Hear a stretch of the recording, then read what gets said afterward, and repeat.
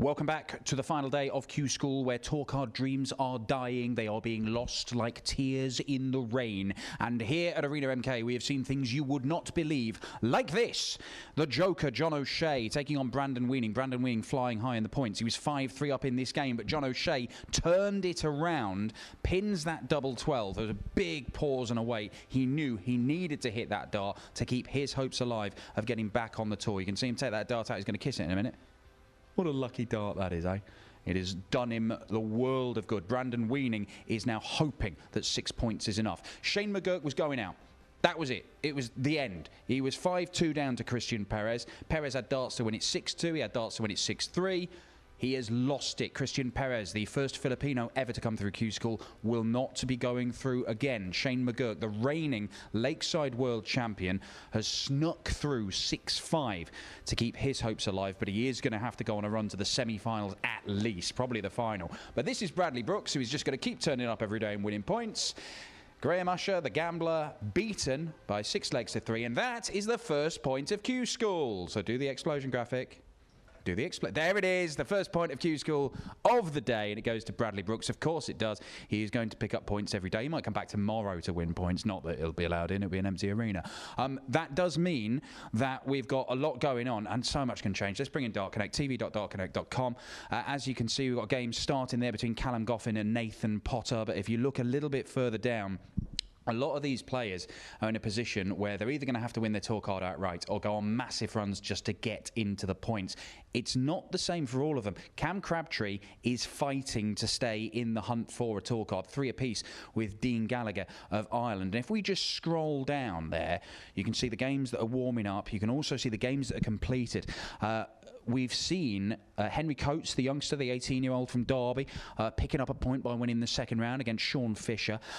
Fallon Sherrick is gone, beaten 6-1 by James Beaton. Impressive display from James Beaton. Fallon Sherrick will not be picking up her tour card. Simon Whitlock has gone. You saw him in trouble earlier on. That is confirmed. He will not be returning to the tour. Graham Hall, another former tour card holder who does not get his spot on the tour.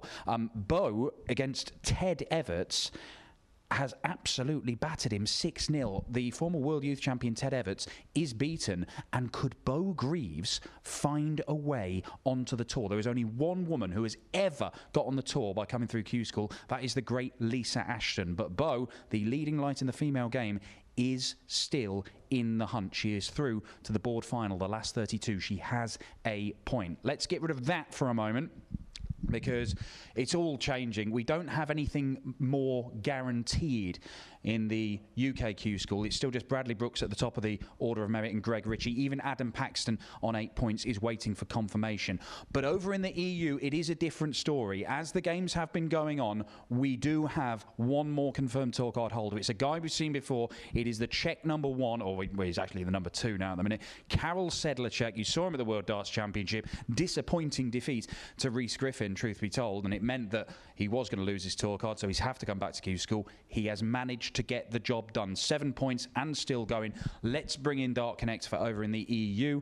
As you can see, there are loads of games going on there. We've got the likes of Bruno Sturkley of Switzerland. In fact, we've got a third round game just starting. Another Swiss, Stefan Belmont, looking to get on the tour, taking on Marvin van Velzen. There are plenty of stories that have already happened. Leon Weber, the German. Now, he would have been a surprise player to get his tour card, but he's been so good over the first 3 days. He's right up there in the rankings. He has gone, beaten in round 1 by Marcel Althaus, a man known as Marcel Scorpion, a YouTuber who a few years ago got bang into darts, has been hammering the board ever since, and is now turning up and averaging in the 80s and 90s. Marcel Althaus has a chance of doing something very, very special, having beaten Leon Weber. You can see Liam Mendel Lawrence continuing his slow trudge to a potential tour card. Stephen Noster, fellow German, a man who is also fighting for a spot on the tour for the first time. We've also seen, who we got? Sedlacek, obviously confirmed, but Van Ski and Andreas Harrison, we told you that those two of the favourites to get tour cards, had lost early today. They are in the 2 last provisional spots. And it looks like there's a whole host of players behind them in the order of merit who know that 1 win or 2 wins could dislodge one of them and then the other. Jimmy Van Ski, who started almost perfectly, nearly won his tour card on day 1, not picked up a single point since, and he is looking very, very precariously placed. We'll be back in an hour. We may have more tour card holders confirmed.